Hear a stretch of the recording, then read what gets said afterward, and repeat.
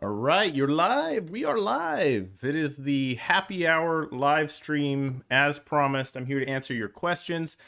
So if you're just coming into the live stream now, you can feel free to enter your questions into the chat and I'll try and get to them. If you're watching this on repeat after the fact, go ahead and put your comments or questions down below because I'm going to come back and try and get to all of these questions later on if need be. I want to set out a few things that we're going to go through today, talk a little bit about the market. At this point in time, I absolutely am going to have my stats center open. So if you have any questions, we can just easily pop into that stats center and we can look at some listings. I even have the BCREA update ready and available. Just a quick update of what's going on in our market right now. We are currently seeing, well, a lot less activity than we were before. We have, get this, 4 collapsed sales so far this month. We haven't had a collapsed sale since November. Now, normally 1 out of every, I don't know, I want to say something like 6 or 8 sales in the Fraser Valley actually does collapse. So that's an accepted offer. It doesn't get subject removed. Well, we've had 4 of those this month alone. I'll update you really quick before we pop into watch the BCREA here.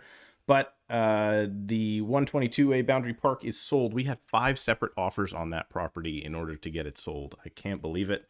Brookswood is also sold.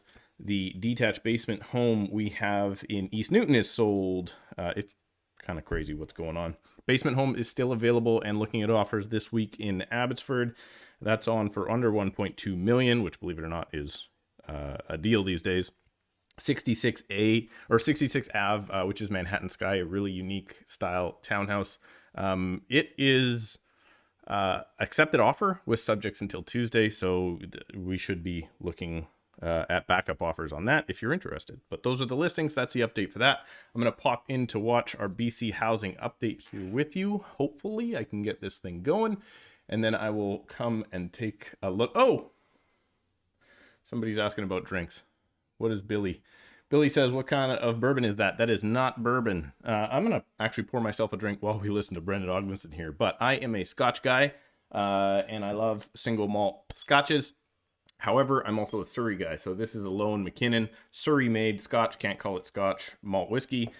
So Scotch and soda is what I'm having. Let me know what you're having in the comments if you're going to do it. And, well, let's see if I can pop in to see what Mr. Ogdenson has to say here. First, like I said, Stats Center will be open. So if you have questions about that, I will take a look at the market in my area to let you know exactly what it is we are looking at. This is from the BCREA and the stats, and I'm going to make myself a cocktail, and then we'll come back and talk about this.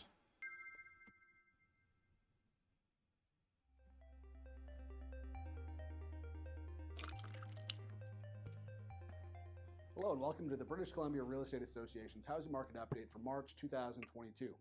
While sales are not keeping pace with the unprecedented level of activity we saw this time last year, demand continues to be strong with 8,902 sales in February. We continue to see a strong carryover of momentum from the end of 2021, with sales for the first 2 months of the year on an over 100,000 unit sales annual pace. So in other words, yeah, not as busy as last year at this time, but still pretty darn busy. And it appears that finally we're starting to see some listings come back to the market. Cheers. There are some encouraging signs that listings are recovering from historical lows. There's a very long way to go before markets achieve balance. Man, you can have a drink as long as you're not at the office. 19% year over year at just over 16,000 total listings. And that level of inventory is well. Look at that right there. So there's your active listings on the market. And this massive dip that we've seen right here is what caused January and February to be so crazy across the whole province. So finally, we're kind of back up. And look at this. We're probably very shortly going to pass the amount of active listings that we had at the peak last year. So that's a very good thing for buyers. And I can actually show you an example of that a little bit later on if you remind me and I don't have too many cocktails. The roughly 40,000 listings needed for a balanced market. With strong demand and still very low supply, Market conditions heading into the spring are as tight as the peak of the market last year. So there you go. You look at that. So there's a balanced market, buyer's market, and a seller's market, and stuff has come off, but I mean, it's just barely come off. You'll see that little tip there. So we did peak probably February-ish, mid-February. However, at this point, I mean, we're still firmly in a seller's market. So all you people out there trying to lowball, if you think that's a good strategy, it's not time for that yet. We got to get this. If you're lowballing, we got to get this blue line down below this gray line. Provincial sales to active listings ratio was 55% in February, or less than 2 months of inventory at the current pace of sales. While we have seen some improvement in the Fraser Valley, markets in the interior and the island continue to have Old Foster 86 proof over here. Good job. Given these extreme market conditions, the MLS average price for the province was up 24.9% year over year in February to $1.1 million. So the whole province there, residential average price, obviously that's skewed by being in Vancouver, is over 1.1 million, up 24%. Average prices in the Fraser Valley continued to converge on those in the Greater Vancouver area, with both regions near 1.3 million, while average prices in the Victoria area were also back above the $1 million threshold. While some of the increase in average prices is reflecting a composition of sales skewed towards larger properties, we are also seeing outsized gains in the MLS home price composite. So that's actually an interesting point that he brings up. So the Fraser Valley is actually now basically in line with Vancouver for pricing, but that is a result of some of the other videos that we did earlier that show that's probably because there's like acreages and stuff out in the Fraser Valley more. So bigger properties obviously selling for more money than the larger amount of smaller properties in Vancouver. Index, which is not susceptible to changes in the product mix of sales. The HPI increased 20.7% on a year-over-year basis in Greater Vancouver and was up 40.7%. That's crazy, and none of these numbers are really super healthy. 40% is way too much. And look at that Chilliwack. Interior and 46.8% in 46% increase in Chilliwack this year. I mean, to me, this is absolutely nuts. And if this keeps up, which it is not keeping up right now, but if it does keep up, as I said, I think on Nolan Matthias's channel, only bad things can happen. So it's good to see that it's slowing down. Chilliwack. Now let's take a look at market conditions around the province. All right, that's the boring part. Let's get back into me because I'm way more exciting. So yes, the market is slowing down. The market is slowing down because of very simple. Lots of people think it's interest rates. It's not yet. I think that will cause it to slow down in the future. Currently, at this point in time, it just looks like the amount of inventory coming on is a very, very good thing and is slowing down the market on its own. So again, if you have any questions, I do have a stat center open and I can show it to you. I'm going to give you an example of this is how crazy our market was in beginning of the year, or I think it might have even been in December. My team member Chanani Pooney sent me a text message and she says there is only 8 properties available. And I was like, okay, well, whatever, a buyer, you know, they're going to look at 8 properties. They're probably going to buy one of those. It fits their criteria. She sends me back a message. No, there's only 8 attached properties, so condos, townhouses, in all of Clayton Heights, period. And at that time, 5 of those had accepted offers. So they weren't available at all. There was actually 3 available. I just searched through there today. There's currently like 92, between 92 and 98, depending on the point in the day and when sales registered, active attached listings in Clayton right now. So we literally have at least 10 times, if not 11 times the amount of active inventory right now than we did a month or 2 ago. And that again is a very, very good thing. So the lesson here for sellers is stop the underlisting. No longer should you be asking less than what you expect to sell for. If you're going to play that game, you're going to get burnt. There are many, many of them out there that are doing it right now. Let me see if I can pop you back in. Putting down less than 20%. Okay, Beam asks, is putting down less than 20% and paying CMHC ever a better option? And you assume not. If you think that saving up 20% down and avoiding CMHC is a good thing, you are probably my parents or older. And the reason for this is the fact that there's no way, given what the market has done since I've been in the market, which is 2005 when I bought my first property, 2008 when I became a realtor. There is absolutely no way that you can save up that 20% fast enough because the properties are rising so fast. So that CMHC fee is going to be somewhere between $7,500 probably and $15,000. That will be a very small price to pay, and you will get those gains back. So get in as soon as you possibly can with 5% down if you're a first-time buyer. Absolutely do that. I'm going to show you the example here I was talking about. Let me pop back into my desktop. So Chandani, there she is, Chandani Pooney, best buyer's agent on the planet, buyer specialist. So these are the options that she sent out to our clients that are looking for townhomes in Surrey right now. So there are some cool options. For instance, Watson Drive, this is an artificially low price at $900,000 because the last one in there sold for 1.108. But let's keep going. Look at down the side here. These are all the options they have. So remember in January when prices were skyrocketing, you had 8 total listings, townhouses, condos, 1 beds, 4 beds, everything.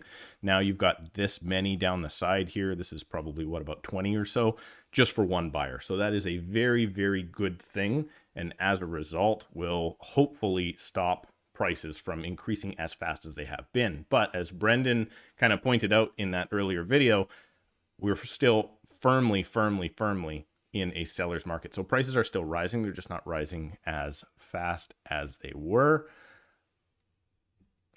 Let me get back to some more questions here. If there are any more homes getting listed, man says in Newton, that is true. I went on a listing presentation just recently in Newton, and there was, I think as many as maybe 3 active listings in the exact same townhouse complex. But this is the thing. The last one sold 21 days ago, and the other 2 have come on within that last 21 days. One was actually on since that last one sold, and it's still sitting there active, and it's $20,000 less than the last sale. So that's interesting for sure. What do we got? 166 and 64th. Yeah, that's interesting. That's close to where I am. That's where my investment property is, right there.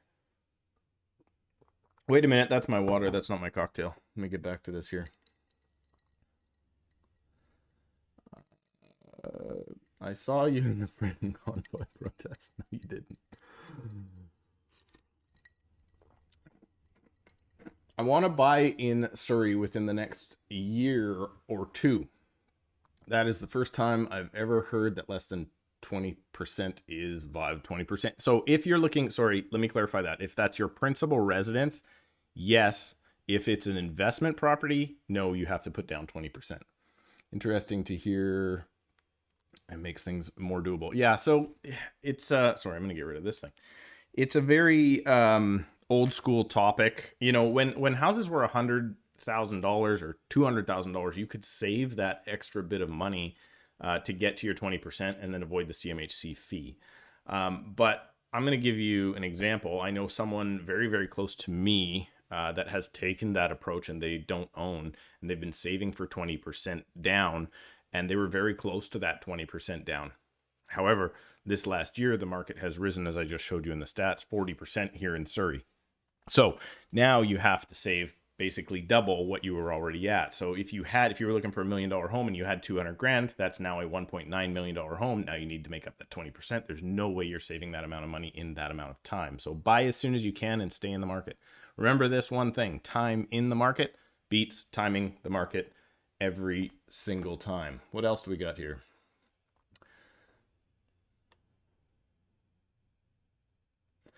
Any thoughts on whether there are better deals on higher end 2.5 plus lower end on the market? Better deals. I don't know where, is there a deal at $2.5 million? I do see a scenario here in the next little bit where houses that were selling for 2.4, 2.5 now drop down to 2.1, 2.2, and that's really hard to kind of stomach. Now, I don't think that's going to continue long term, but they were only at that period of time for 3 or 4 weeks because the market had shot up and there was no inventory, as pointed out in the previous video. So as a result of that, there's a very, very good chance that you will pay less than you did a month and a half ago. But is that a deal? I don't know. I've personally been looking at the option of possibly moving up to the next home and being financially very, very conservative myself. I can't come around the idea of getting $1 million mortgage, adding it to get more property, and getting to a spot where it's giving me much more functionality than I currently have in this home. So that's why I've taken on the idea of buying the investment properties rather than adding to my principal residence, even though the principal residence is the spot you should be, because, I mean, really, that's tax-free, right? Unless Justin changes that. Oh, I mentioned Justin's name. I'm sure that's going to change things up for all you freedom convoyers out there. Did condos outperform? You know what? Condos outperform detached prior to COVID. There is a chart for this, and I'm going to see if I can find it really, really quickly. It's on the Fraser Valley Real Estate Board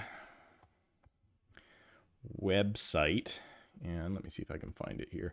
If you are looking for stats for yourself, particularly anywhere in the Fraser Valley where I am, let me show you where I am here. The Fraser Valley, right behind my head, of course, you can't see where it is, but it says statistics. So Fraser Valley Real Estate Board.bc.ca. And they have an amazing statistics package that you can go to at any point in time. And they're also historical, so they go back further and further and further. And I'm going to look at the February stats.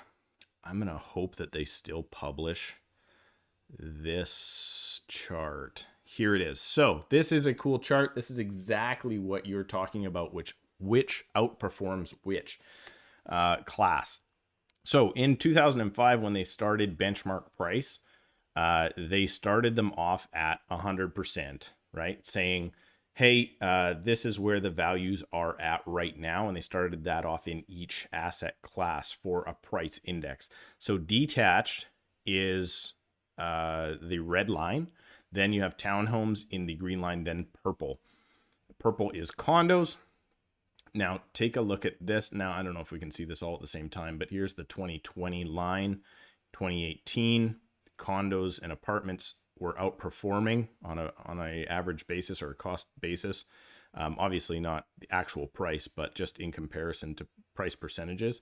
But currently, townhouses are actually the underperforming asset if you look at them judged from when they originally started. So townhouses have been down and under condos now for many, many years, since about 2016, and apartments have outperformed, but detached homes have come back strong here in the last little bit. And of course, there it is. So you can see it. So condos are doing very, very well in proportion to the detached side of things as well. Now, where's the COVID line? COVID line is here. So no, actually, as a result, if you look at this little section, COVID basically started right around here, and that actually reversed it completely. And the detached homes ended up taking off over top of condos again. However, condos have come surging in the last little bit.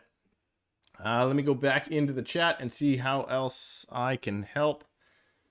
Good sign. Did condos outperform? That's the one I started at.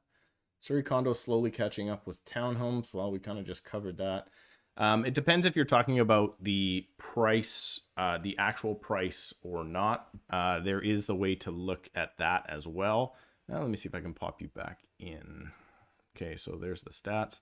Now let's go back down and look at actual price. So it's kind of funny, like those were comparisons of how they're trending against each other given their price points at the time. However, this is actual price. So obviously detached and townhouses are in line correctly. So detached in the Fraser Valley has just almost hit 1.7 as an average, right? Benchmark, or as in benchmark price, sorry. And then we're sitting at, what is this, about 850 for a townhouse and just over 600 for a condo. So it is kind of crazy, but these lines are staying in line of actual price, very relative to each other. Obviously, there's more fluctuation. I'll give you exactly what all of these fluctuations are actually in the detached side here, when you can see these kind of big woes that are going on. This is foreign buyer tax. All right, so this is the slowdown of foreign buyer tax that killed the market. All you people that thought only foreign buyers were buying in Vancouver, you were lying to yourselves. Then it came rushing right back. This downturn was the substantial downturn. That was actually stress test when they brought in June 2018. And then we were down for like 18 or 19 months, and then we took off. Now, this little dip right here was last July and part of August. And that dip was particularly when I told people this is the time to buy houses, and a bunch of you waited to try and get better deals. And then you saw this crazy uptick, which is now sitting like 1.7 million. So absolute lunacy in the house prices. I agree, but it is what it is. And what I always say is getting mad at the market is like getting mad because it's raining outside. You can get as mad as you want. The only option you have is to change location. Primary residence, I want to start with 1 or 2 bed condo. Yeah, man, do it. Get in the market as soon as you possibly can. Here is my 1 or 2 bed condo argument, though. If you can get into a 2-bedroom condo, you should do it, because if you're, for instance, single, you never know when you're going to meet the love of your life or have kids after a couple too many cocktails. That could happen. And then you could be in a spot where you outgrow the property you're in. For instance, you could cohabitate with a 1-bedroom with your spouse, but having a kid, it would really suck. So at that point, get into a 2-bed if you can afford it. That way you can always rent it out to a friend, the 2nd bedroom, and make money if you have hard times. Or you could raise, I know plenty of people that have done it, 2 kids in a 2-bedroom condo until they can afford to get to the next step. But if you get into that 1-bedroom condo and you have to sell when the market dips, as it appears like it may be doing for the next 2 or 3 months, it wouldn't be a very good spot to be. So keep that in mind. No deals. Definitely no deals, but lots of deals. Lots of people buying and selling still. So thanks for happy Friday. I appreciate it, David. Happy Friday to you too. 5% down, CMHC, does that have to be first time buyer, or could that be when I upgrade? It does not have to be first time buyer. 5% down currently is under $500,000, which is basically nothing right now in my marketplace. The portion from 500 to a million is now 10%.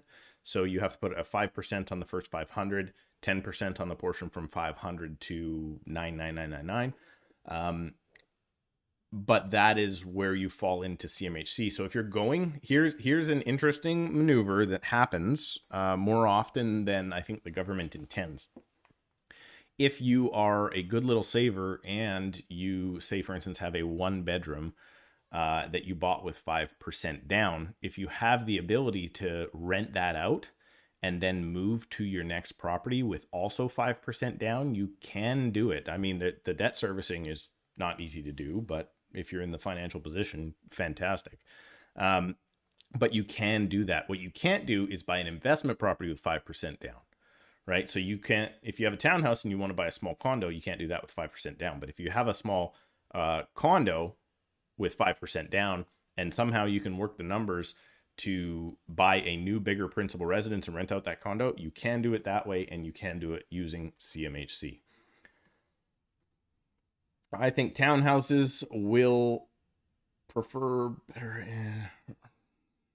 in 2022 and 2023. You think townhouses are coming back, man? Townhouses are where families are now. Simple as that, right? There's just, townhouses are the spot where families can afford to be in, even though it's unaffordable.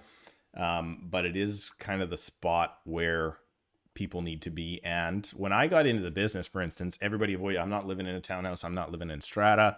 Now, I'm telling you, that is 100% not the case. Families are doing whatever they need to get into, get into something with a garage. Lots of families right now with 2 kids, so 4 people living in the house, are living in 2-bedroom townhouses.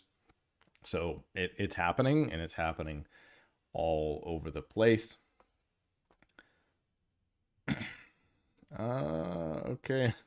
I'm not sure a lot of these comments have to do a ton with the real estate market. So let me pop back in here. I'm going to show you a couple more things that I thought were interesting. Let's take a peek here. So going back to the stats. So I do, as I mentioned, oh, come on, you're going to log me off now. I was going to say I did have Paragon open, but I'm not going to. Currently, I do have Stat Center open. If anybody has particular questions about their market, I am prepared to answer those. I can answer any of your questions in Vancouver Board or Fraser Valley Board. And also, I wanted to go through some things here on the channel a little bit because this was interesting. I've been putting out these polls. I'm not sure if you've seen them. A bunch of people have seen them. Some of them have got 100 or 300 votes on them. But I thought that this was interesting. I asked, which future Skytrain station do you think is the best for investment, or the best to invest near in the future? So there's going to be 4 new Skytrain stations starting at 140th JPOC, which I think is half stupid. I understand why they're doing it, because JPOC is a facility that a lot of the public needs to get to, and it's a fantastic facility. Unfortunately, myself and my family, we spent 5 days there last week, so I understand that people need to get there. However, the fact is that 137 is the next stop over, is King George Highway, 136, 137. So you're only going 3 blocks for a whole new train station. Kind of made me a little bit angry, but what are you going to do? 152nd Street, that's actually the area where I grew up. That's Fraser and 152. At that point, they're going to stick that station, believe it or not, if you know the area, they're going to stick that station right on top of basically the Mr. Lube that's right there on the corner. I think it used to be a gas station at one point. So they're going to stick that right there. 160th and Fraser Highway got the biggest votes with Fleetwood. Now, I think this got the biggest amount of votes because I put the word Fleetwood there, even though all 3 of these last stops are all in Fleetwood, but this is kind of the core of Fleetwood. And people think that Fleetwood is the best place to invest, and I don't necessarily disagree. There will be some high rises apparently coming to Fleetwood sometime in the next 10 years or so. And then 166th, Surrey Sport and Leisure. If I had to pick one, that's where I would invest. That's probably the nicest neighborhood to live in. So if you can get a townhouse there and either live there yourself or rent it out, I think you're going to get the best possible tenants in that spot. Just trying to figure out who you guys are, giving me questions and stuff here. I wanted to find out who you are watching this channel. So we found out that 23% of you are trying to get into the market. So that's good. I encourage you, if you need help, reach out. We would absolutely love to help you out if you're looking in our marketplace. Trying not to help or give advice to a lot of other people out there that are working with other agents right now. I'm getting a ton of those calls. I'm sorry, I can't help you if you already have an agent relationship. I own 42% of you just love it, like you like watching, dirty adult content. It's as they say, real estate is, I think, second behind adult content on the internet for most searched. Then we have renters. 17%, 14% of you are investors. Congratulations on that. And 4% of you are looking to move to BC. And about 50% of the people that I've exclusively helped now off of YouTube are people coming to the province. So that's how they're finding us out there. That's awesome. People that got their first mortgage. This, I was actually a little bit shocked by. 41% of you have only had mortgages under 3%. To me, that's crazy. I've only ever had, I think my current mortgage is my only ever mortgage under 3%. And I got that after the pandemic started. So that to me was, I only got it because I negotiated it down when the pandemic started, which was easy to do. I appreciate you, Manulife. That's awesome. I started in this category here with the 20% of you between 4 and 6%. 2005, I think my first interest rate was 4.86% maybe. And then obviously there's 6% of you that were baby boomers and getting in the 1981-ish range. There's a bubble burst question that always provokes all sorts of hatred, so I'm not going to go there. As strategies about buying and holding, obviously buying and holding is the best way. They have a saying in real estate. It's kind of the opposite of boats, right? The day you buy real estate, you're nervous as heck. opposite of a boat. The day you buy a boat, you're just stoked. The day you sell real estate, you're absolutely, I don't think you're super happy about it a lot of the time, specifically if you're an investor, because you're not going to see those future gains. The day you sell a boat, you're stoked because you got nothing dragging down your finances anymore the day you sell a boat. So I'm going to hop back into some of the questions here. Just purchased my first home. Congratulations. 1 bedroom in Burnaby below 500K. Wow. I'm assuming that is probably an older building. Worried it won't be enough to move up to a 2 or 3 bedroom several years from now. It will be enough to move up to a 2 or 3 bedroom several years from now. Several is the key word. Let me finish your question first. Or is there a chance of losing money in Greater Vancouver? There's always a chance of losing money no matter what you're doing. Most people are in their properties for 4 years, or their first properties for 4 years. So most people, if you can take a 4-year mortgage, it's usually a lower rate. You should take it because most people don't last past 4 years in their very first property. Myself, I was 4 years in my condo, 4 years in my townhouse, now 8 or 9-ish years in my detached home. So you will be able to. My suggestion to you is any extra money you have, if you can start making coffee at home and stop going to Starbucks, start putting that money on your mortgage, because that's going to kill it way faster than you think. And you're going to end up easily getting within 5 years to your next place with appreciation, probably with 20% down, even if you bought your last place with 5% down. I bought my first place with 10% down because those were the rules back then. Tom Story, I love you, brother. I'm your hero, apparently. And I don't blame you. I'm older than you. What can I say? I appreciate the insight. I appreciate you watching. Says Beam. Makes me see it a lot differently. Well, if you need help and you're in my market, Beam, reach out. We can show you how we can help you out. I think says, I think 160th and Fraser. Thanks for the tip on 166. Yeah, they're about the same area. I want to say a lot of people like the other area, I think, because of the 166 side, because of things like, I think, Frost Elementary and I think William Watson or whatever the elementary schools are up in that spot. So a lot of families want to get in to that 166 side, and the pool and ice rink and everything is right there. And they're going to stick a train station right over top of the Tim Hortons right there on the corner. Rev G, keep it up. I will. I'm going to keep it up. Well, I'm going to keep it up. I've already been half an hour here, so people may not want me to keep keeping it up. Looking for a townhouse rental in Fleetwood. I may reach out to you.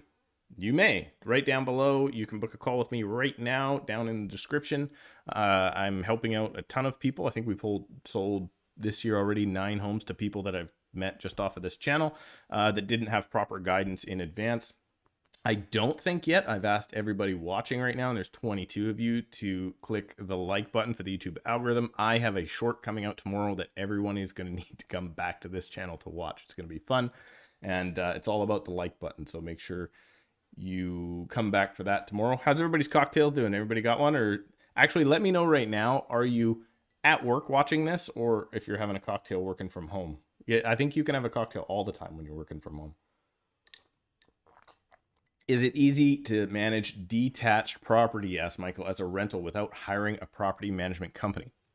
I have never hired a property management company for my properties. And just to be clear, real estate agents here in BC do not handle rentals. It's a different license. You can sell both, but it's a different level of license. Most of us are just sale. So I can't comment from a thanks for clicking the like button. I can't comment from a property manager or rental tenancy side of things. I will comment from my own side of things. Property management for me is an expense I don't want to take on. That's why I buy my rentals close to me, so I can get there easy. I know there's a strategy here in Surrey that I see often, because we have this investor kind of South Asian community. A lot of those guys just buy those properties and they can almost like see their investment properties from their front window. That's how smart they are, right? So they're picking up properties that they can maintain and they can literally keep an eye on when they're going out to work every day. But from a property management point of view, that is actually the reason, Michael, that I buy condos. I will pay the strata fee and I will not take as great of appreciation to not have the headache. That's the approach I take. So I really, really recommend that. Dan G is at home. Pour yourself a cocktail, my friend. I really, really recommend that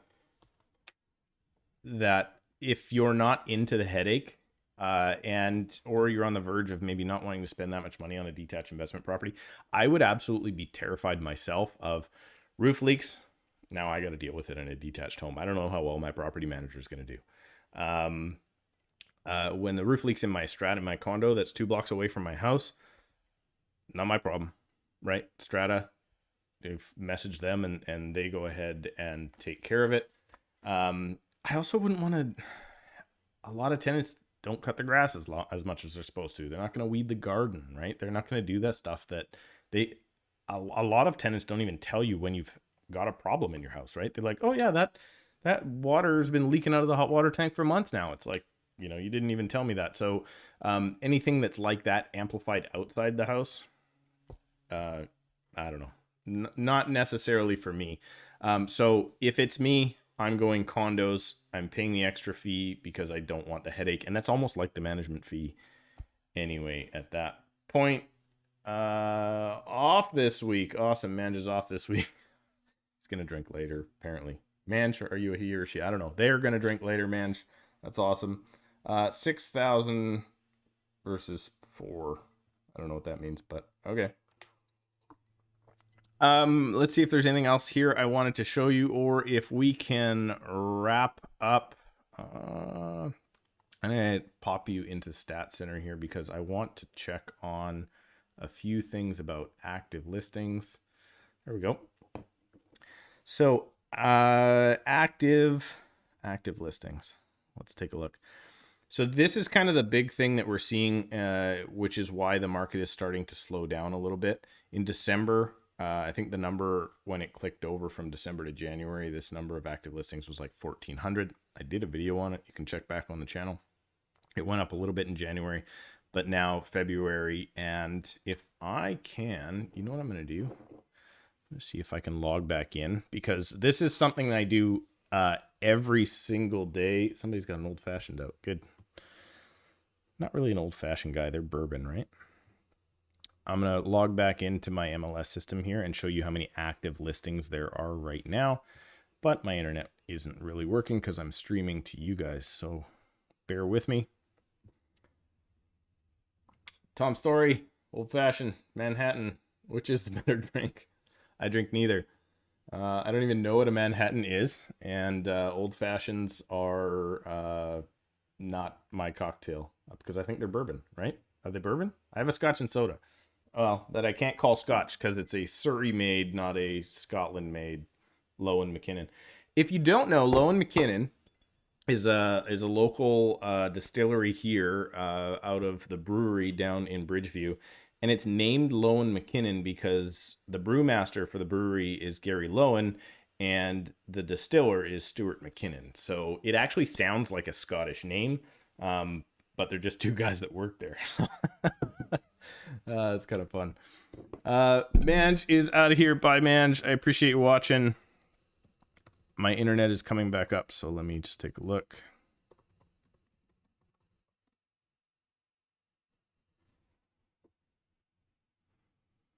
All right, let's get you into this here, guys. There is a notice. Thank you very much. So this is the one thing I do every single day. I come in here, I look at multi-class. So that is all of lots, detached house, townhouses, every type of property there is, active listings. I look in my region of the Fraser Valley Real Estate Board. Oh, and the number, you can see it kind of right down behind me there. Let's look. That number has actually come down this week just slightly. That was almost at 4,400 the other day. So right now we're sitting at 4,257. That was actually the high point of 2021 was 4,200 listings. And the market was still going like this. So that if you're looking for prices to come down substantially, you should check my Instagram because I post this regularly on Instagram. And once this number crests 7,500 listings, if it ever does again, that's when you can go ahead and start lowballing on some properties and getting some good deals. The I showed you previously, let's see if I can find it again here. I think I commented earlier, if you were on this little graph right here from the BCREA, as soon as this blue line gets below this gray line, like it was back here in, well, I guess that was the pandemic. Really, before that, it was 2012. That's when you need to buy, right? That is a buyer's market. The reason they call it a buyer's market is because it's good for buyers. So as soon as we hit something like 10 months supply, 14 months supply, I would buy as much possible real estate as I could. And it hasn't been 10 months supply outside of the original shutdown for COVID. It hasn't been 10 months supply since 2013.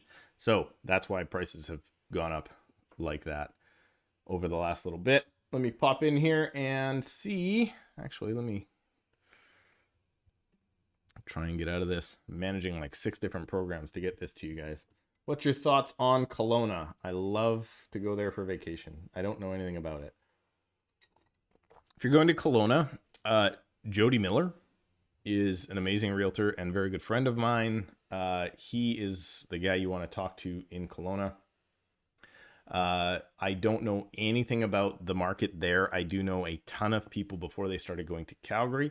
They started going to Kelowna. I would invest in Kelowna 100 times before I invested in Calgary because I don't know Calgary. And I think there are also people that are putting dollars into Calgary right now that they're not going to get back out, or at least they're not going to get them back as fast as they think, right? It's like we have a lot of people here that move to the Sunshine Coast or they move to Vancouver Island, and then they're shocked when they go to sell those properties, how hard it is to sell those properties. So it's not Vancouver, it's not Toronto. I'm sure Tom Story could probably, if he's still watching, check out in the comments and comment on Toronto. But like Toronto and Vancouver, you can get out of properties really quick if you need to. Edmonton, Calgary, man, it can be a slug.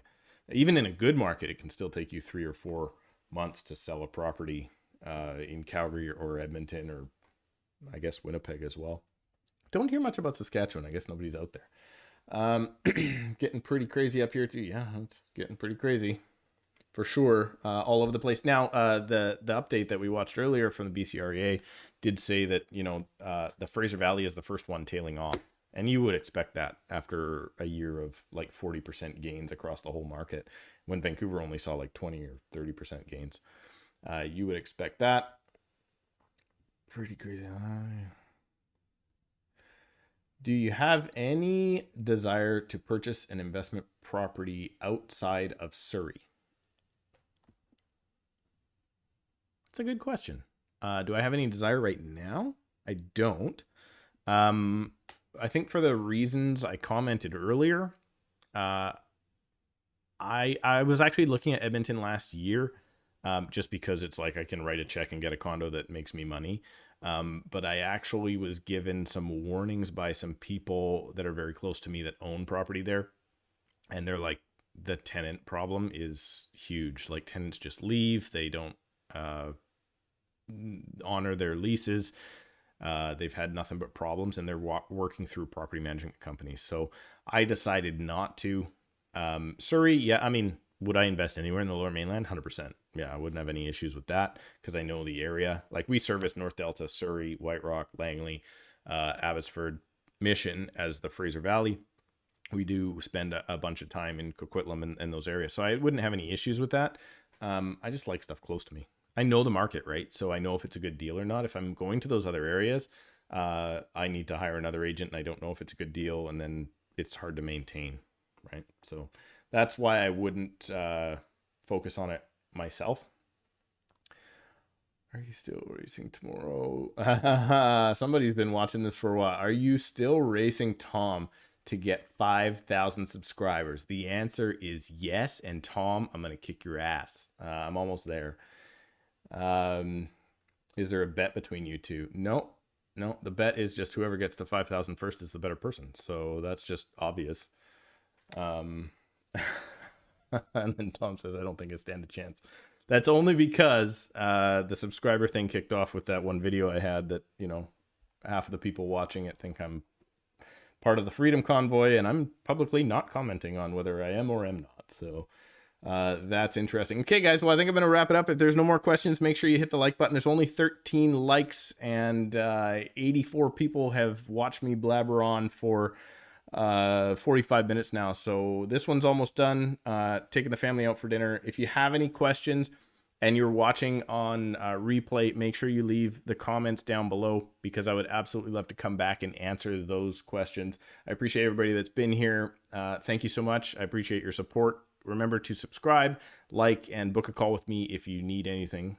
And I'm going to end the stream now. Catch you later.